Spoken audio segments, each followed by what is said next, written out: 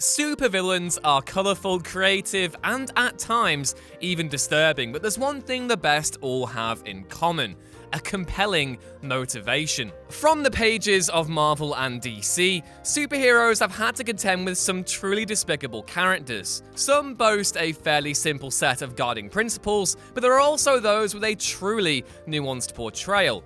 It's also important to remember that even those villains who are motivated by an easily quantifiable selection of motivations can be compelling in their own right. Some men really do just want to watch the world burn, but then there are also those who have a clear and obvious set of principles, ones that are sometimes very sympathetic. I'm Ewan from What Culture, and here are 10 comic villains with the best motivations. Number 10, the Joker. The Joker is a villain of many faces, psyches, and, in recent DC continuity, living forms. It makes discerning one clear motivation almost impossible, but whichever one you opt for, you're guaranteed to get a compelling clown. In the comics, the Clown Prince of Crime has been a jolly prankster, an aimless agent of chaos, or even a man transfixed by his arch-nemesis, the Dark Knight. No supervillain has been remade as many times as he, and the explanation for that was, until recently, that the character was just super sane,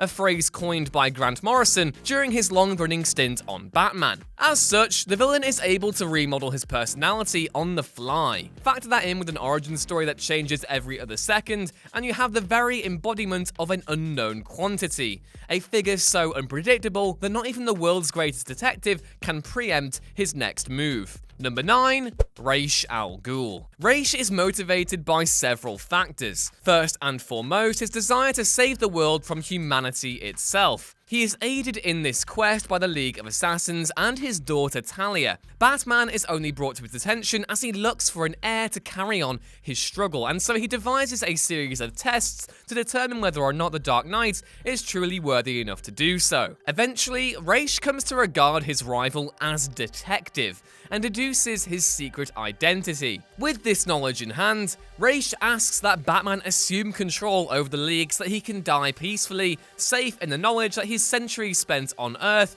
won't be all for naught. He also requests that Bruce marry Talia, and though the vigilante does have feelings for her, he finds the League of Assassins to be too disagreeable. He simply will not violate his no-killing rule. Thus sparks a decades-long rivalry between the pair. Number 8, the Kingpin. In many ways, the Kingpin, aka Wilson Fisk, is a typical American mobster. First introduced in The Amazing Spider-Man number 50 by the legendary Stan Lee and the equally brilliant John Romita Sr., the Kingpin started out life as a scheming baddie who was constantly frustrated by Spider-Man. However, come the 1980s, rising star Frank Miller would forever alter how people perceived Wilson Fisk by making him the arch-enemy of the Man Without Fear. Miller's run needs no introduction, but it is worth emphasizing just how much he changed the character of the Kingpin during his stint on the book. Instead of being a simple schemer who was foiled by everyone's favorite friendly neighborhood Spider-Man,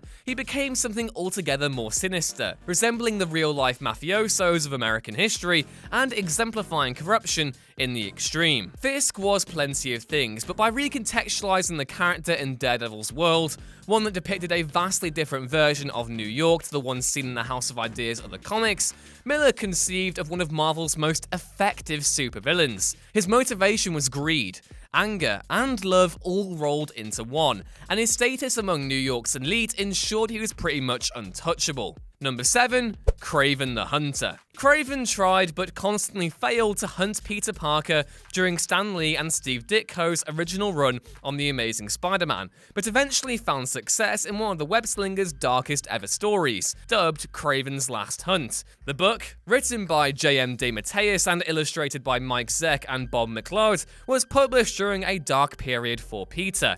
He had recently parted ways with the symbiote, but had opted to retain the black costume as a symbol of his newfound maturity, with the character even set to marry longtime girlfriend Mary Jane Watson. Such a tone prompted a reappraisal of Kraven's motivations, in turn prompted by DeMatteis stumbling across an entry on the character in the official handbook of the Marvel Universe. The character, until then a relatively cliched supervillain, was imbued with an unrelenting obsession to defeat Spider-Man, to become him and, in essence, prove to himself and his moral adversary that he was superior in every single way. Number 6. Magneto. To call Magneto a supervillain in the traditional sense would just be disingenuous, but given how he's fought against the X-Men on numerous occasions, a group of superheroes lest we forget, he fits the bill. To begin with, the X-Men started out life as an allegory for the civil rights movement, with Professor Xavier taking on the role of an MLK-esque figurehead in the struggle for mutant equality, and Magneto that of Malcolm X, a slightly more radical intellectual of the period. The important thing to remember here, however, is that even though Magneto has certainly done evil things before, he did it all for a valuable cause, to safeguard mutants from humanity's vile prejudices. Over the years, Eric Lenscher's goals have shifted from simply protecting mutants by any means necessary to waging a campaign of resistance in favor of what he dubs Homo Superior. There is nothing remotely evil about either approach, and though he adopted a more radical method in order to safeguard mutants, it's fair to say that Xavier's unwavering dedication to passive resistance hasn't always achieved results. Number 5. Loki. There are few characters in Marvel's library that are as Shakespearean as Loki Laufeyson, and though he was treated somewhat one-dimensionally before Tom Hiddleston burst onto the scene in 2011's Thor, there's no denying his motivations have always been compelling. Since the beginning, Loki has struggled with the nature of being the god of mischief versus the nurture of being raised on Asgard. He's being pulled towards one destiny whilst wrestling with his own identity, and for someone who believes he's the rightful heir to Asgard, that's a lot to deal with. It is this conflicting personality that has more recently seen Loki act as an anti-villain of sorts, operating on both sides of good and evil, but no matter how hard he tries, he always seems to get pulled towards the wrong side of the divide, whether out of jealousy for Thor, his ties to Laufey, or even his very title. Number 4. Lex Luthor. Lex Luthor might be the poster boy for standard supervillainy, but there's a whole lot more to him than just a simple hatred of Superman. He's rich, corrupt, and resourceful, but he's also highly motivated, intelligent, and possesses the know-how to make his schemes work. The key to that motivation? Superman's presence. More specifically, what the Man of Steel's arrival could imply. Lex Luthor, for all his skills, smarts, and influence, is still a deeply insecure individual. He considers most people to be beneath him, but Superman is objectively better.